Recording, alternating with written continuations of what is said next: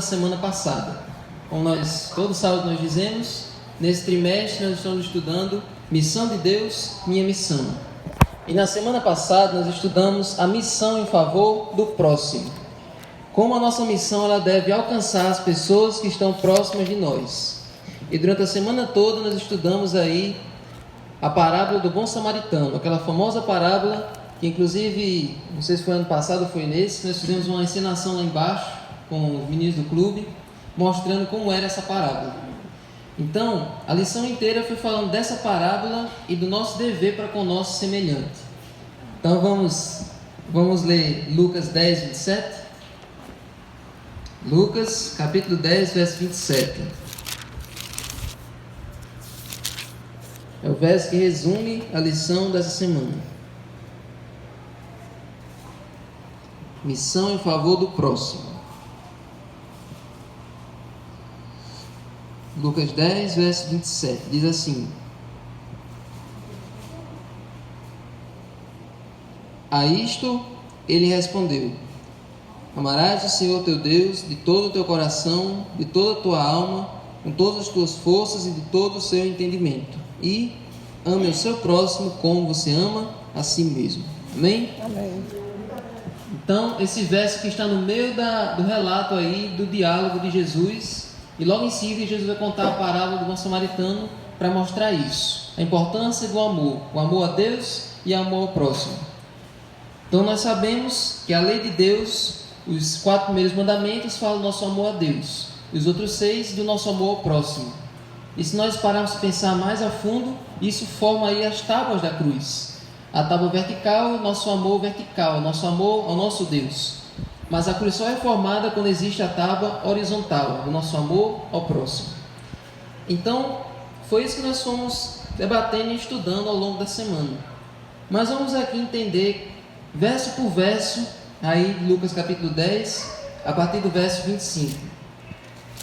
Vamos destrinchar, verso por verso aqui desse capítulo, o que é que nós podemos aprender sobre missão em favor do nosso próximo. Lucas 10, verso 25. E eis que certo homem, intérprete da lei, se levantou com o objetivo de pôr Jesus à prova e lhe perguntou: Mestre, que farei para herdar a vida eterna? Então você vê aqui que esse homem era um doutor da lei, era um intérprete da lei. E ele fez essa pergunta com a intenção de testar Jesus, de colocar Jesus à prova. Então aqui a lição fala que muitas pessoas chegam para nós muitas vezes com esses questionamentos, mas às vezes eles não estão interessados em saber a resposta, apenas em testar a gente, em provar a gente. Quem aqui já teve uma experiência assim? Alguém que fez perguntas a você sobre a sua fé só para testar você, só para pegar você? Vocês nunca tiveram alguém da sua família, algum amigo que fez pergunta para ver se você sabia mesmo, para testar você? Acho que muita gente aqui... Quase todo dia. Somos testados diariamente. Eu achei estranho que eu perguntei todo mundo. Principalmente testando a nossa paciência. Não sei, posso.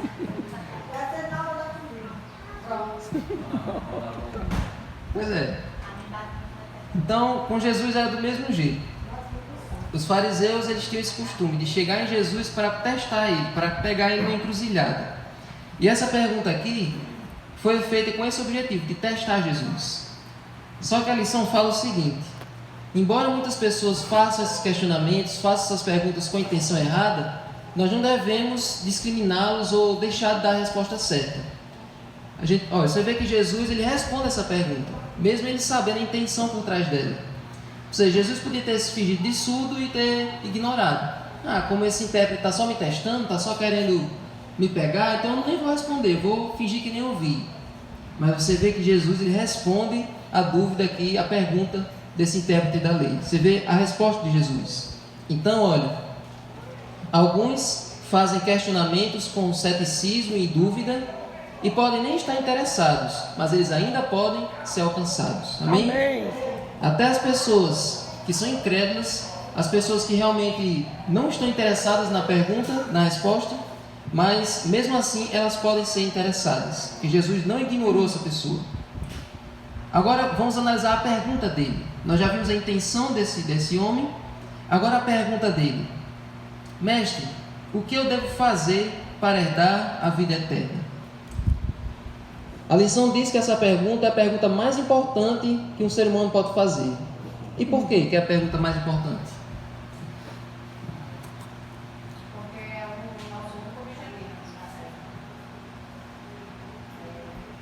Melhorar a cada dia para que possamos herdar. Melhorar como ser humano. Exatamente. Como nós estudamos recentemente o livro de Eclesiastes, né? O livro de Eclesiastes lá diz que Deus colocou a eternidade no coração do homem. Então nós temos sede da eternidade, né? Nós temos sede da eternidade, né? A maioria das pessoas acredita que tem que fazer alguma coisa. Então, para nós, a verdade é que é de suma importância, porque para nós não precisa fazer nada. Uhum. Mas a maioria das pessoas, a maioria dos cristãos, acredita que tem que fazer alguma coisa. É. Então, essa dúvida vem de muito longe, desde a eternidade. A eternidade tem que fazer alguma coisa para ficar. Exatamente. E aqui na lição diz que existem 3 perguntas que todo ser humano, quando nasce, já nasce querendo saber a resposta dessas perguntas. Quem eu sou, de onde eu vim e para onde eu vou. Tem pessoas que passam a vida toda e não acham a resposta dessas perguntas. Mas o cristão, ele sabe quem ele é, de onde ele veio e para onde ele vai. Amém. Nós todos aqui temos a resposta dessas perguntas e todos nós temos o sentido para a nossa vida. Verdade. Mas esse intérprete da lei, ele também sabia a resposta. Só que ele ainda estava com essa dúvida: o que eu devo fazer para ter a vida eterna? Porque as pessoas que não conhecem a Deus, elas têm uma vista diferente, elas pensam de uma maneira errada. Como elas não têm a visão da vida eterna, a visão delas é apenas essa vida aqui. E eu quero que vocês falem para mim. Vamos ler agora 1 Coríntios 15, do 30 ao 32. O que é que vocês entendem dessa realidade que Paulo vai mostrar para vocês agora? 1 Coríntios 15, do 30 ao 32.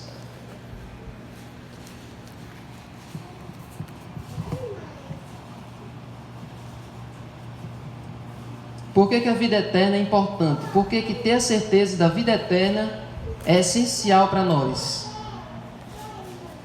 O que aconteceria se você não acreditasse na vida eterna? O que ia mudar na sua cabeça?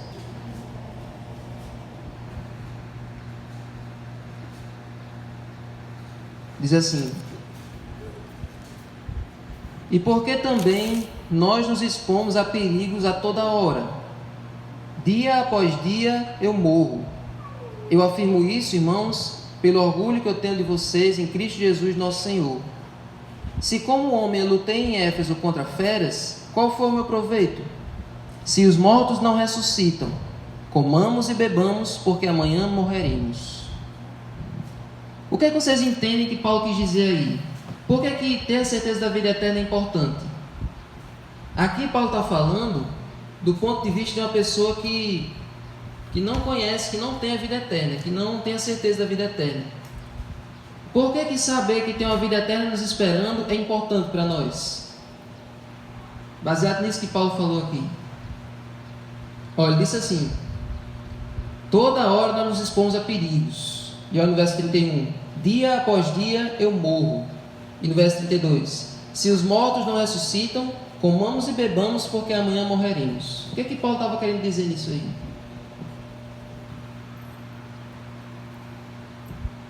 Sem a certeza da vida eterna, todas as outras coisas perdem sentido. E que ele estava vivendo tudo aquilo porque ele já tinha certeza da vida eterna.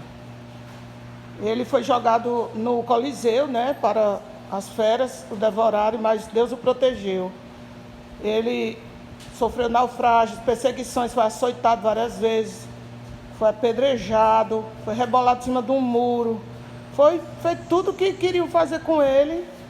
E ele estava pregando o evangelho, se expondo a todos esses perigos, porque ele já tinha certeza da vida eterna. Então tudo valia a pena. E tem o versículo que ele diz que todo o resto para ele é como lixo, é como esterco. Não vale mais nada, porque ele já ganhou a vida eterna. Né?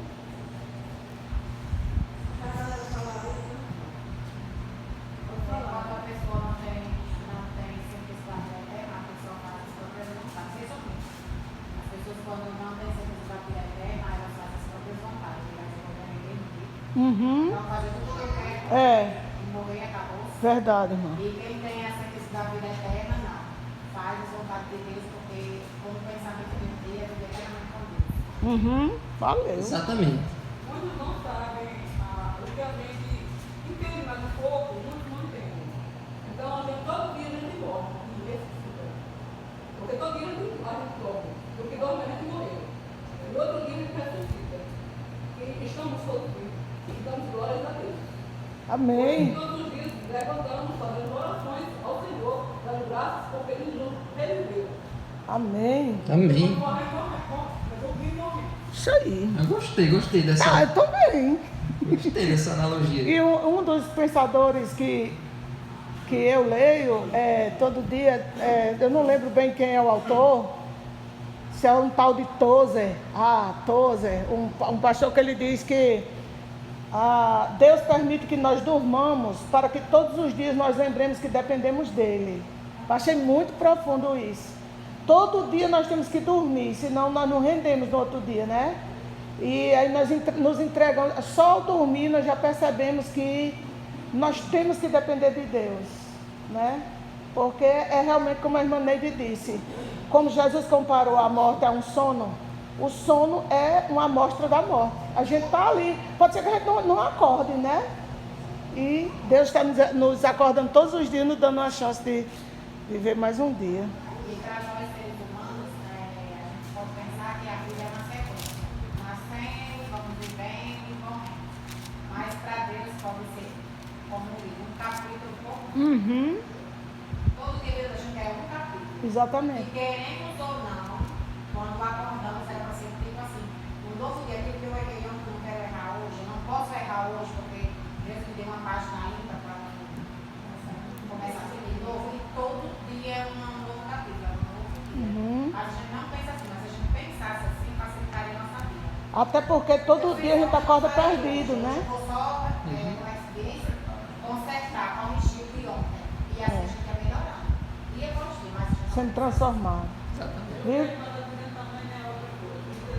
Passar vai passar. Quer dizer assim, no dia de ontem, passou. Já começando hoje, né assim? Está começando, já pode outra vida acontecer, diferente. Tá dizendo, e tudo que nós estudamos nos leva a crer que todos os dias a gente acorda perdido. Nós temos que nos render à graça de Deus, reconhecer, buscar a presença de Deus e pedir para ser salvo naquele dia.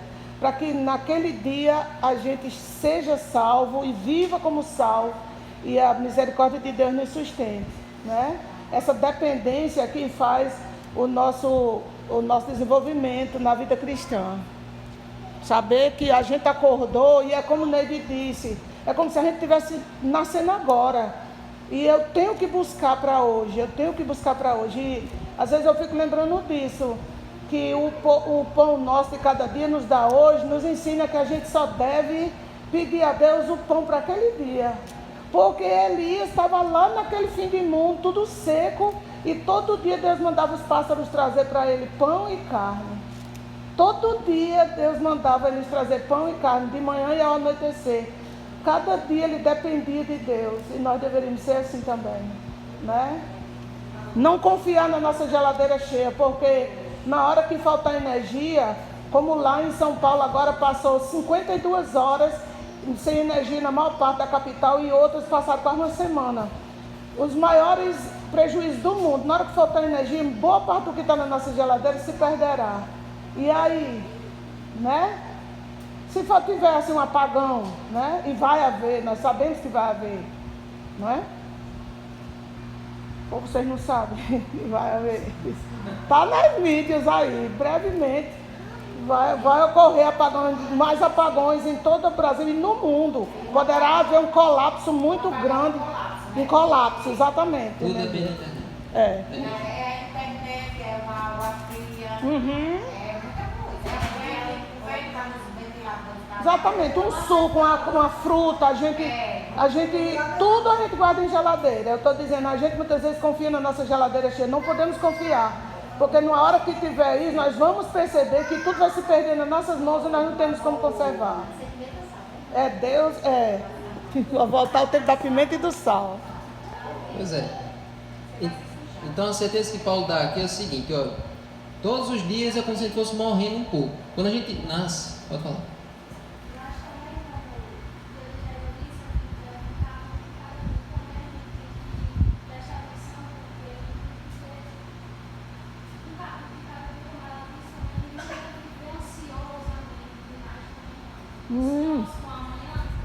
Sim.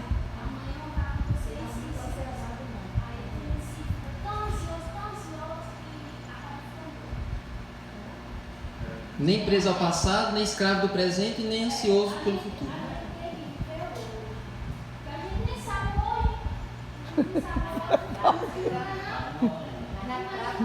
Por isso os cachaceiros dele lá, eu vou beber hoje, amanhã não sei se eu vou estar vivo. Pois é. É o que Paulo disse aqui, ó.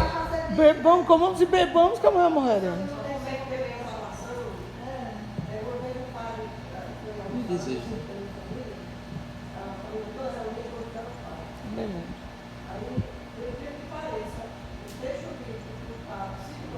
Na festa da família. Você, quem não tem certeza da vida eterna, vive só para o seu próprio bucho. Comer, beber, que amanhã pode morrer. Não tem o que esperar. Não tem certeza. Não tem certeza.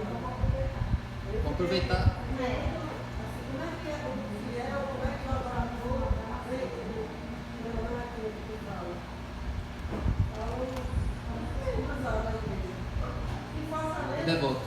Os devotos, exatamente. Como é que eles recebem força de um líder que fala isso? O almoço ela coloca ali, banquete, né? Ela gosta de vários carros, vários cardápio muito completo. E aí ele diz, gente, comamos e bebamos que amanhã morreremos. Ou seja, tudo para se ver, para se ver tudo. Assim seja. Amém era ataque. Arataca. Então nós, irmãos, para nos preparar para esses dias que virão, sem internet, por exemplo, que sem internet a gente não compra, a gente não recebe pagamento, sem energia elétrica que abastece o remota, não vai comprar nenhum carro. Então, para se preparar para essa dependência de Deus, nós temos que hoje, com a geladeira cheia, aprender a fazer jejum, que jejum faz parte da disciplina do que vai se salvar.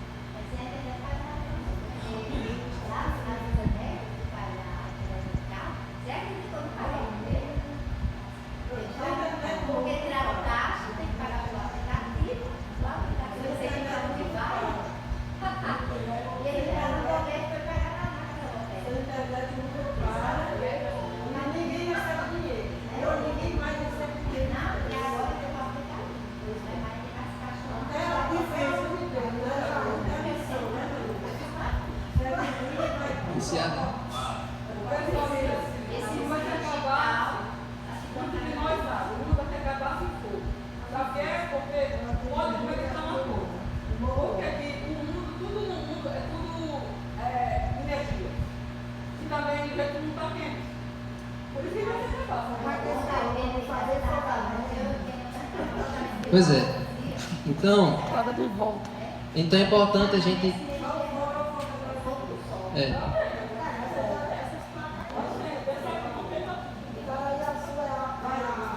Pois é. Então vocês viram a importância da gente ter a certeza da vida eterna. A gente tem esperança. As pessoas que dizem essa frase aqui, elas acham que pronto, depois que morreu, acabou-se. Nunca mais morreu para sempre. Mas nós temos a certeza que a morte é só um intervalo, é só uma pausa. E tem a vida eterna nos esperando. Então a pergunta desse intérprete da lei, embora ele tenha feito com a intenção errada, para testar Jesus, mas revela um desejo que todos nós temos no coração. Um desejo que se tornou uma certeza na vida de quem é cristão. Agora, como eu disse a vocês, Jesus não ignorou a pergunta dele. Jesus respondeu. Se a gente soubesse que alguém está fazendo uma pergunta para a gente, para nos testar, a gente nem ia responder, né?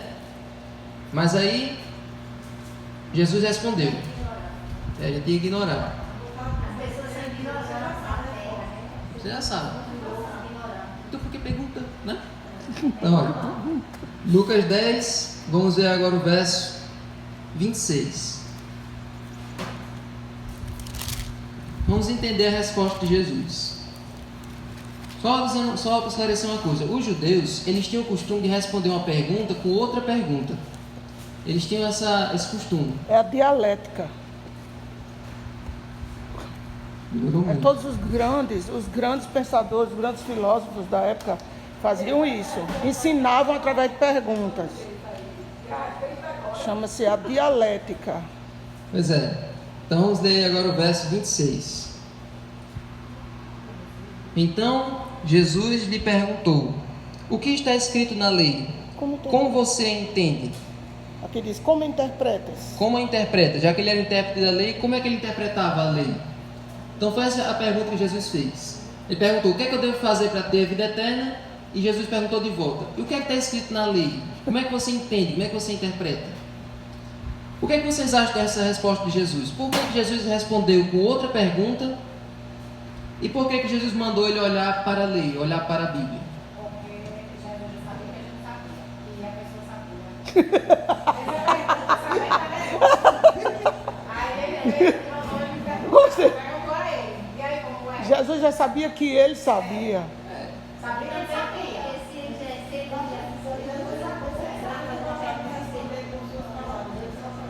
verdade. Não tem que ter resposta não para saber, porque ele já sabia, mas ele sabia o que. Quando perguntaram a nós também devemos dizer o que está escrito na Bíblia. O que você acha disso, doutor? Aí você nós devemos responder assim, o que a Bíblia diz? Joga a pergunta de volta. O que a Bíblia diz? Porque tem muita gente que sabe o que a Bíblia diz, mas não sei. Não aceita. Olha, o que Jesus fez é igual que as mulheres fazem com os maridos. Quando ela pergunta, ele não tem poder, porque ela já sabe. Ela só pergunta porque já sabe. Ele estava assim, entrou. Se ela não soubesse, ela não tem que perguntar. Toda vez para É poder verdade? É verdade? Ela já pergunta com a barra na mão.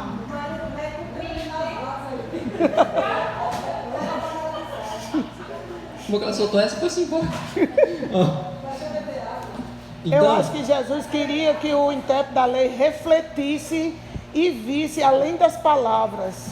Que ele visse, entendesse realmente o que aquelas palavras estavam profundamente querendo dizer. O que é o amor? E aí, né, o que é o amor? O que é viver o amor na prática, né? É. Era.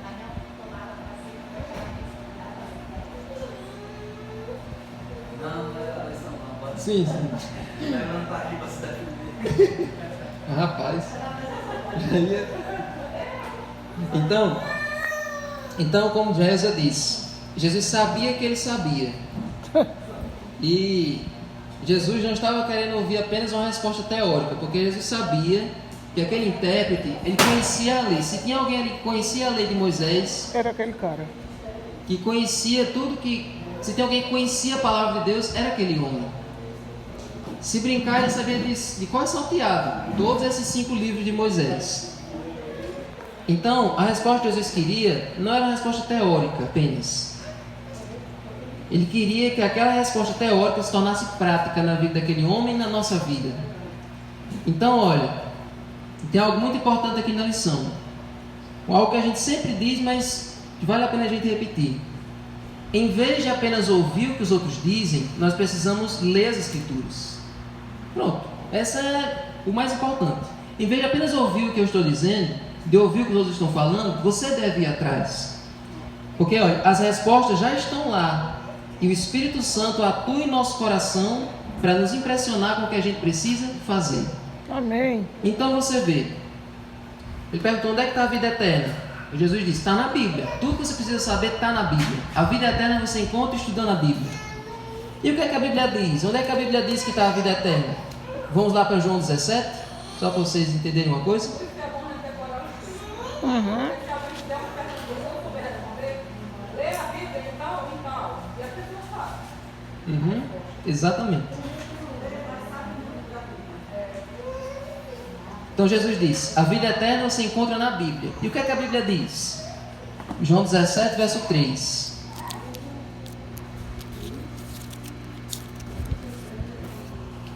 João 17, 3. Você está em Lucas, é o próximo livro. Diz assim: e a vida eterna é esta, que te conheçam a ti, o único Deus verdadeiro, e a Jesus Cristo, a quem enviaste. Amém. Então Jesus apontou para a Bíblia e a Bíblia apontou para Jesus. Então onde é que a gente encontra a vida eterna? Sendo que Jesus disse que nós temos que ir para a Bíblia e a Bíblia disse que nós temos que ir para Jesus. Como é que a gente entende isso? Jesus jogou para a Bíblia jogou para Jesus de novo. Onde é que a gente acha a vida eterna? Na Bíblia e em Jesus. Porque Pois é. a Bíblia dá testemunho de Jesus. E é Jesus que nos dá a vida eterna. Pois é, isso não é uma pergunta difícil. Por quê? Porque o começo de João já diz: Jesus é a palavra. Então ele só conhece Jesus através da Bíblia. Então Jesus é que inspirou a Bíblia. Ele é o personagem principal da Bíblia. E é no contato com a Bíblia que nós temos contato com Jesus. Amém? Amém. Então nós devemos estudar a Bíblia, não apenas ouvir o que os outros dizem. Sabe por quê? Teve uma igreja que Paulo pregou e as pessoas só... Uma igreja que Paulo pregou que as pessoas só davam crédito ao que ele dizia, mas não iam investigar. Aí Paulo foi para outra igreja, Os Tessalônicos. o povo de Por Tessalônica. isso que ele teve que mandar 2 cartas para lá. Primeiro aos Tessalonicenses, depois ele teve que mandar outra, segundo aos Tessalonicenses, que o povo de lá era meio difícil. A igreja de Tessalônica era uma igreja que não ia estudar a Bíblia, não ia atrás. Então Paulo teve que mandar 2 cartas para aquela igreja. Mas aí teve outra igreja que tudo que Paulo pregava, eles iam atrás investigar para ver se era verdade. E o que é que Paulo falou dessa igreja, dessa outra igreja? Atos 17, verso 11. É tanto que ele nem mandou carta, né, para esse povo. Para essa outra igreja, ele nem precisou mandar carta. O povo já lia. Não existe carta para essa outra igreja. Não. 17 e 11.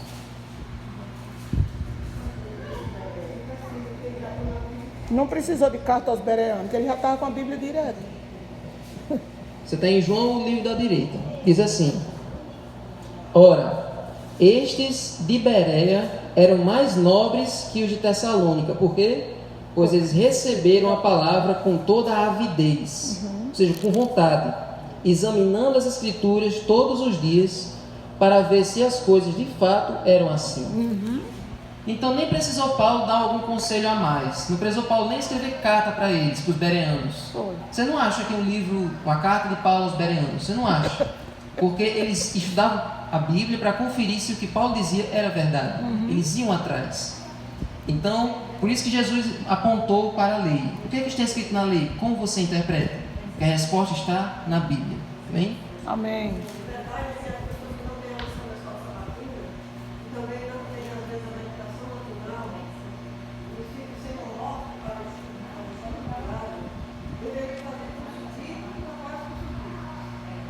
Até decorar. Vamos passar. É. E também, quando for fazer um papelzinho lá, porque quando você anota os textos no seu grupo, você tem que ter uma legislação do grupo. E não fazer isso. E ninguém vai aprender quem faz isso, porque quem faz isso é aquilo. Pois é. Os bereanos, eles anotavam as passagens e conferir por eles mesmos. Agora vamos nos concentrar no que é que o intérprete interpretou. Lucas 10, verso 27 e 28. Qual foi a interpretação que o intérprete interpretou? Lucas 10, verso 27 e 28. Jesus mandou ele de volta para a lei. E diga agora o que é que você entendeu. O que foi que ele entendeu?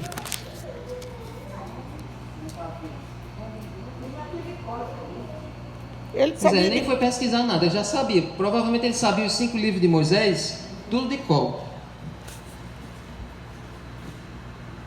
Então diz assim: a isto ele respondeu: ame o Senhor seu Deus de todo o seu coração, de toda a sua alma com todas as suas forças e de todo o seu entendimento, e ame o seu próximo como você ama a si mesmo. Então Jesus lhe disse: você respondeu corretamente. Faça isto e viverá. Aí, E você viverá. você já Pronto. tinha resposta. Jesus disse assim, olha aí, você já sabia.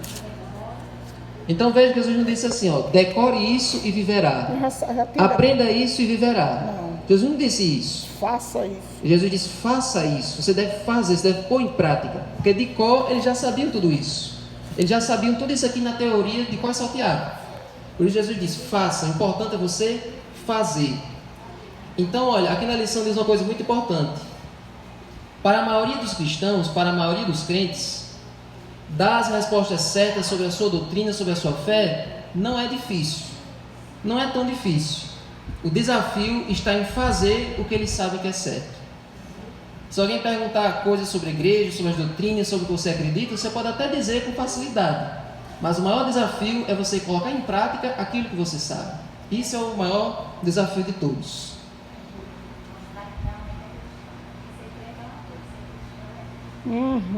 Tá. Deu dentro, Marluce, veio inspirada. Nem de Marluce Nem de escondeu Marluce os e talentos, Jailza vieram, as filósofas. É.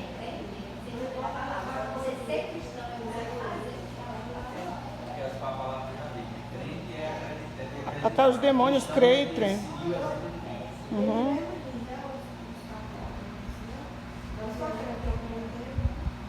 O diabo é crente. Porque até Satanás é crente, mas Satanás não é cristão. Aí, mentes brilhantes, pensam igual, né? Então, Satanás é crente, mas ele não é cristão. E assim tem muitas pessoas por aí, são apenas crentes, apenas acreditam, mas com a prática que nos torna cristãos. Os demônios são crentes. Não existe cristão na teoria, o cristão só existe na prática. E quando eles ouvem o nome de Deus, eles se tremem todinho de medo, porque eles sabem que Deus é Deus. Quem? Os demônios. Eles creem tanto que eles tremem do nome de Deus. Mas eles não fazem, eles não praticam a. Eles quem? Os demônios. Tá bom.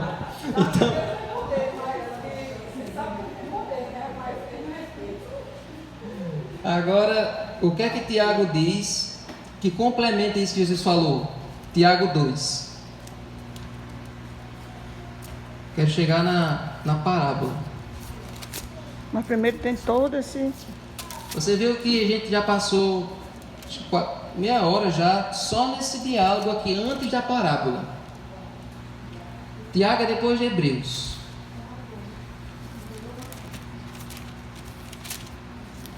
Mas Hebreus, ele é grande, não é tão 13 difícil capítulos. assim não. Tiago 2, 33 minutos, Davi. do 17 ao 22. Eita lapada. Aqui Tiago dá um complemento aqui muito importante ao que Jesus falou. Uma lapada 2, segura. do 17 ao 22. Tiago é o livro das lapadas seguras. Lá no Novo Testamento, lá depois de Hebreus.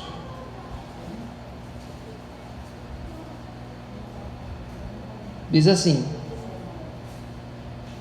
assim também a fé, se não tiver obras, por si só está morta. Como assim? Verso 18. Mas alguém dirá: você tem fé e eu tenho obras. Mostre-me essa tua fé sem as obras, e eu com as obras lhe mostrarei a minha fé. O que é que vocês entendem disso que Paulo falou? Alguém diz: você tem fé e eu tenho as obras. Ou seja, você acredita e eu pratico. Aí Paulo diz: mostre-me essa sua fé sem as obras, e eu com as obras lhe mostrarei a minha fé. O que é isso que Paulo quis dizer? Ou Tiago quis dizer? Porque se nós dissermos que temos fé e não fizermos nada, Nossa fé não serve de nada, né? e se a gente achar que não tem fé, mas fizer a obra, a mostra que a gente tem fé. Muito provavelmente não acredito, mas a gente tem fé para fazer na obra. Eu achei interessante, assistindo The Chosen recentemente, o milagre da multiplicação dos pães. E sobrou 12 cestos, né? A gente sabe na história que sobrou 12 cestos. Mas por que sobrou 12 cestos? porque Deus pediu para que cada discípulo fosse pegar o seu. Não tinha 12 discípulos. Então, para que existisse um milagre, teria que ter a ação de cada um. Então, eles tiveram fé, mas também eles tiveram a ação de buscar. Por isso que tem 12 seres. Exatamente.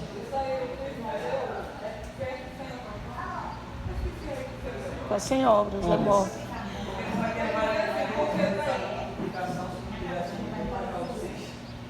Os católicos acham que está tudo certo o que está fazendo. Mas se lê a Bíblia, não sabe a verdade. Então, quer dizer isso, porque nós temos fé e temos a Bíblia. Ele disse que tem fé, mas não tem a Bíblia, não sabe. É que está certo ou errado. Tem uma parte interessante também sobre a fé, que a fé é a certeza de coisas que não se vê, a certeza de coisas que se esperam, né? Então, fé é aquilo que move o impossível. Então, se eu disser, irmã, pega essa cadeira para cá, eu não preciso ter fé para saber que a senhora pode trazer essa cadeira para cá. Então, a fé não é naquilo que a gente pode fazer, é naquilo que a gente não pode fazer. Por isso que quando Jesus foi ressuscitar Lázaro, ele mandou que retirasse a pedra. Quem é que precisava de fé para tirar aquela pedra? Precisava. Tem que ter fé para ver se Lázaro ressuscitar. Eu também li um negócio interessante sobre a ressurreição de Lázaro. Dizia assim, havia aproximadamente 30 mil pessoas em Jerusalém e nos arredores. Ali, né? Betânia distava 25 quilômetros de Jerusalém, onde Lázaro morava. Da população ali, quem sabe, daquele município, os arqueólogos dizem que era aproximadamente 30 mil pessoas. E certamente muitas pessoas morriam, né? Como aqui, por exemplo, tem dia que tem 3, 4 enterros aqui em Açu, né? Mas só Lázaro tinha um amigo que ressuscitava mortos. E eu fui, no dia que eu li isso, eu fui para Ipanguaçu a estrada todinha pensando. O segredo é em cada um de nós ter esse amigo que ressuscita mortos. Eu fui até lá pensando nisso. Eu disse, meu Deus, Senhor, eu quero te constituir o meu amigo, porque o Senhor é o amigo que ressuscita mortos. Só Lázaro tem um amigo que ressuscitava mortos, olha só. E se a gente fizer de Jesus esse amigo, ele um dia nos ressuscitará. E não só como uma amostra, mas como testemunha a todo o universo de que ele é a vida eterna e ele dá a vida eterna a todos que o constituem como amigo. E eu acho interessante nessa parte da ressuscitação, da ressurreição, é que quando Jesus está nos ensinando a ter fé, estamos aprendendo, a gente exercita a fé dessa maneira, de tirar a pedra, de fazer algo e acreditar que ele fará o resto. Mas quando se trata da ressurreição para irmos do céu, o seguro vai ali sozinho. A gente já só a voz de Cristo. A gente está preparado até lá. Na nossa ressurreição, ninguém vai abrir a tampa do livro.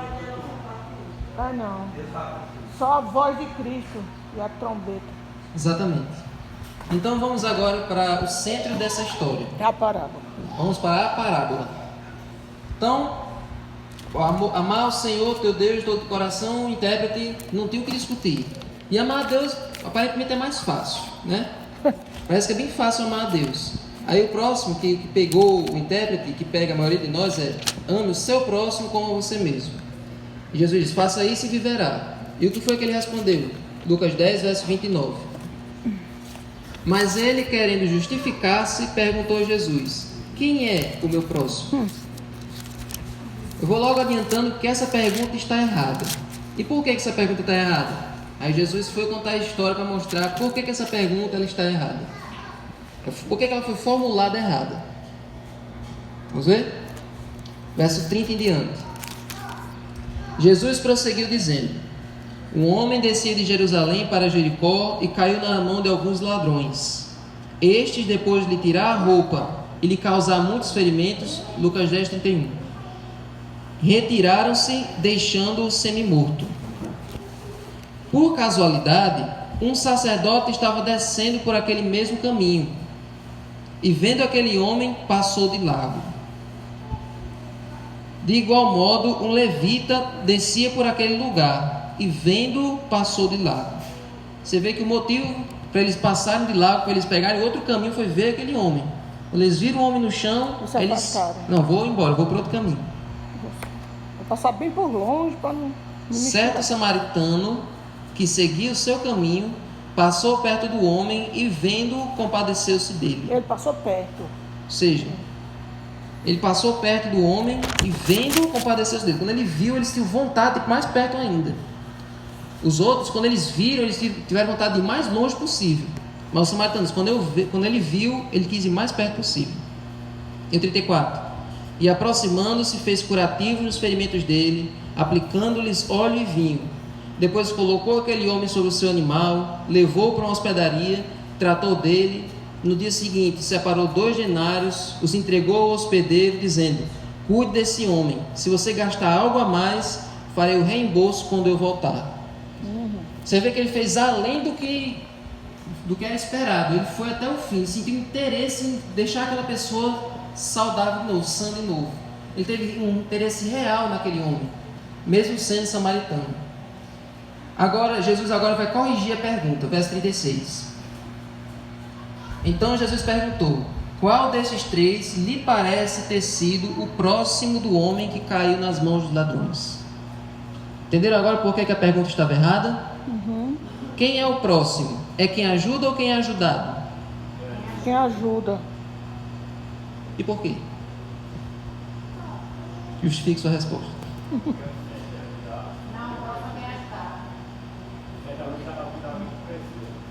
Exatamente. Por que o próximo não é o ajudado? Por que o próximo não é o que estava lá no chão? Porque a pergunta do intérprete é assim: quem é o meu próximo? Quem é que eu tenho que ajudar? Ele achava que o próximo era quem tinha que ajudar. Aí Jesus disse: Quem tinha que o ser próximo é quem ajuda. Quem foi o próximo do que estava lá? Você que estivesse perguntando assim, quem é o meu próximo? Quem pode me ajudar? Porque tem gente que só quer se ajudar. É. Não se ajuda. Mas é o próximo, como eu tem gente que não quer saber da igreja, que não quer fazer tudo, que se vê exclusivo, que o coração endurecido. Mas sim nesse texto para acusar os irmãos que não tem gesto de caridade. A Bíblia diz que o servo de Deus tem que amar seu próximo a si mesmo. Isso é o que eles querem. Quem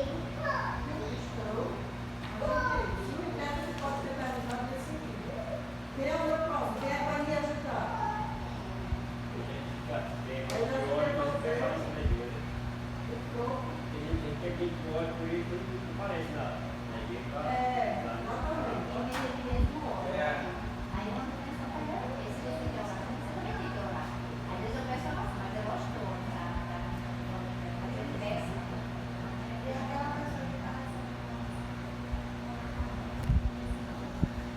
O próximo é assim, todo aquele que chega até você, que Deus traz a você, quando você está necessitando. Eu acho que seja assim, o próximo é o que vem, não é o que está. Exatamente. Porque não é os necessitados que tem que se aproximar de você, é você que tem que se aproximar deles. Você não tem que esperar as pessoas virem atrás de você pedindo ajuda, você que tem que ser próximo a elas. Por isso que o próximo é quem ajuda. Eu me lembrei agora de uma lição passada aí, que era sobre Jó, que Jó dizia para Deus assim: Senhor, o Senhor sabe que eu mandava procurar saber onde tinha uma pessoa com necessidade para ajudar, onde tinha uma pessoa precisando de justiça para eu mandar fazer justiça com ela. Lembram disso? Na lição de Jó, há uns dias atrás, há uns meses atrás, Jó dizia: eu mandava procurar, investigar onde tinha uma pessoa que precisava de ajuda para ajudar, onde tinha uma pessoa que estava sendo injustiçado para eu mandar fazer justiça na vida daquela pessoa. Jó era próximo das pessoas que moravam naquela região todinha. Ninguém ficava ao léu com o Jó estava vivo, porque Jó mandava procurar onde você souber que tem uma pessoa precisando, traga o que eu quero ajudar, mande me dizer que eu vou mandar os recursos para essa pessoa, vou mandar ajuda para essa pessoa. Agora a frase mais pesada assim da lição é essa aqui: algumas vezes pessoas de outra fé são mais gentis com os outros do que nós mesmos. Falamos sobre ser gentis, ao passo que os outros podem atender as necessidades de pessoas às quais nem damos atenção. A gente pode estar aqui hoje só falando em ser gentil, falando em amar o próximo, enquanto outros já estão fazendo isso, já estão colocando isso em prática. Não conhece a verdade toda.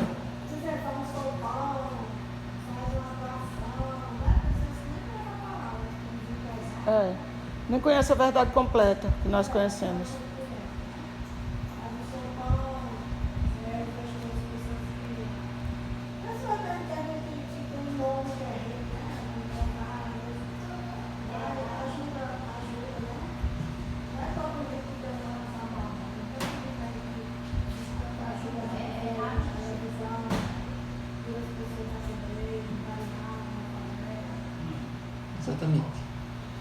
Então, vamos aqui para o desafio dessa semana, na quinta-feira. O desafio: ore diariamente por alguém diferente de você, ou mesmo por alguém que você não gosta. Ore para aquela pessoa que você tem ranço, como se diz assim. Ore para aquela pessoa que você odeia, que você não quer ver a cara dela. Ore por ela como se você gostasse dela, né? Porque o intuito da oração é fazer você gostar. Enquanto você ora pela pessoa que você não gosta, você vai passando a gostar dela, porque você está interessado na transformação dela. Então, ore por alguém diferente de você. E desafie-se. Liste pelo menos 3 nomes de conhecidos seus, que não são adventistas. Identifique as suas necessidades, se são necessidades emocionais, físicas, sociais. E considere como cuidar dessas necessidades. O que você pode fazer por eles na próxima semana. Então, esse é o desafio para essa semana que vem.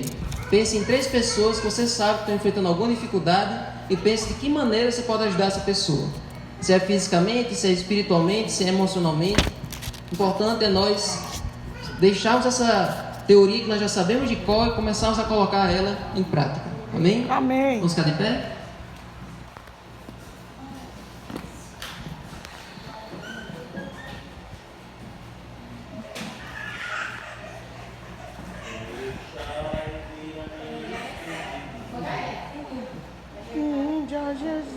Deus, Senhor Deus, muito obrigado, Senhor, por essas mensagens, por esse recado que nós entendemos. Sim, Senhor. Nos ajuda, Senhor, a sermos o próximo daquelas pessoas que estão precisando.